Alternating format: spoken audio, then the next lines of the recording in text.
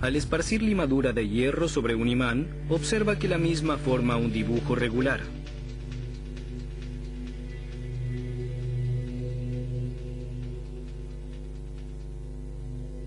El dibujo presenta líneas a lo largo de las cuales se orientan las limaduras.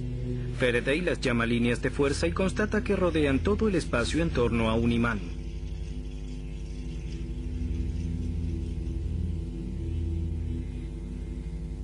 Más adelante, Faraday creará para ello el concepto de campo magnético vigente desde entonces. Faraday llega a la conclusión de que una corriente eléctrica solo puede ser transferida a un alambre cuando lo cortan las líneas de fuerza magnética. Cuando comienza a circular la corriente a través de la primera bobina, se forman pues las líneas de fuerza cortando la segunda bobina. De ese modo generan una breve descarga de electricidad.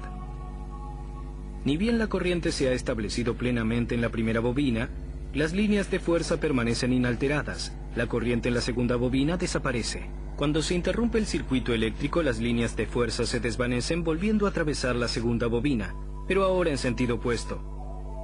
Se produce una breve descarga eléctrica inversa. Ahora Faraday está seguro. Las líneas de fuerza que atraviesan un conductor eléctrico provocan allí una descarga eléctrica única. Le llaman inducción electromagnética a este efecto. Pero ¿cómo, se pregunta Faraday, se podría hacer que la inducción actúe en forma continua, no solo en una única y breve descarga?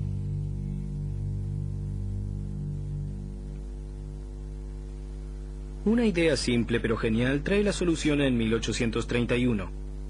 Faraday monta un disco de cobre de manera tal que una parte del mismo se encuentra entre los polos de un imán en forma de herradura. Luego hace rotar el disco de cobre. El mismo se mueve como un conductor eléctrico entre los polos y con ello atraviesa permanentemente las líneas de fuerza. De ese modo hace circular una corriente continua en la placa de cobre. Con ello, Faraday había creado el primer generador, probablemente el invento individual más significativo de toda la electrotécnica. Sus experimentos de inducción electromagnética, realizados en su laboratorio en la Royal Institution, se difunden con extrema rapidez. El ex ayudante de laboratorio se convierte en investigador mundialmente famoso. En 1833 es nombrado profesor de química en la Royal Institution.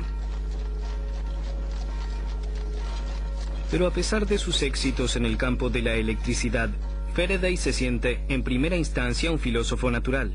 El multifacético investigador estudia la influencia de la luz sobre el crecimiento de las plantas, analiza los meteoritos y la luz polar. Su campo específico sigue siendo la química. Faraday descubre el benceno y licúa gases como cloro y amoníaco. Uno de sus descubrimientos sigue asociado a su nombre hasta la actualidad.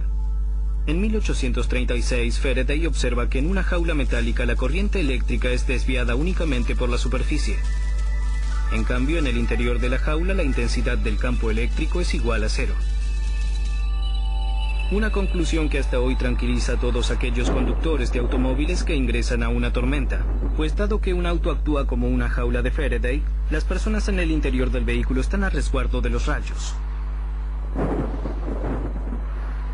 Pero el invento más importante de Faraday sigue siendo el del generador de corriente.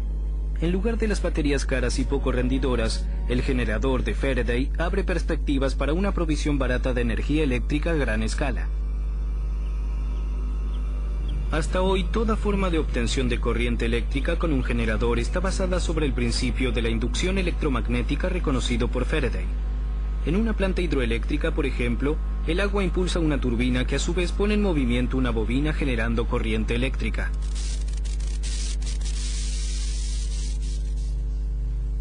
Es notable y fuera de lo común que Michael Faraday haya logrado todos sus descubrimientos a partir de una gran capacidad de comprensión de los fenómenos naturales, de agudeza en la observación y creatividad en la experimentación. Faraday ha realizado varias decenas de miles de experimentos y aún así no ha publicado ninguna fórmula. De eso se hace cargo el físico escocés James Clerk Maxwell. Él traduce en fórmulas matemáticas los conocimientos obtenidos experimentalmente por Faraday en 60 años de trabajo. Esas ecuaciones y los descubrimientos de Faraday son considerados hasta hoy la culminación de la investigación física del siglo XIX. Michael Faraday muere el 25 de agosto de 1867 a la edad de 75 años en su casa de Londres. Se destacó frente a todos los demás investigadores por su habilidad de trasladar los resultados de experimentos fundamentales en aplicaciones prácticas. Hasta hoy sigue en funcionamiento un faro diseñado por Faraday, construido como prototipo y finalmente levantado en la costa este de Inglaterra. Él mismo recuerda a un hombre que durante toda su vida aunó genialidad práctica con una infatigable vocación por el saber.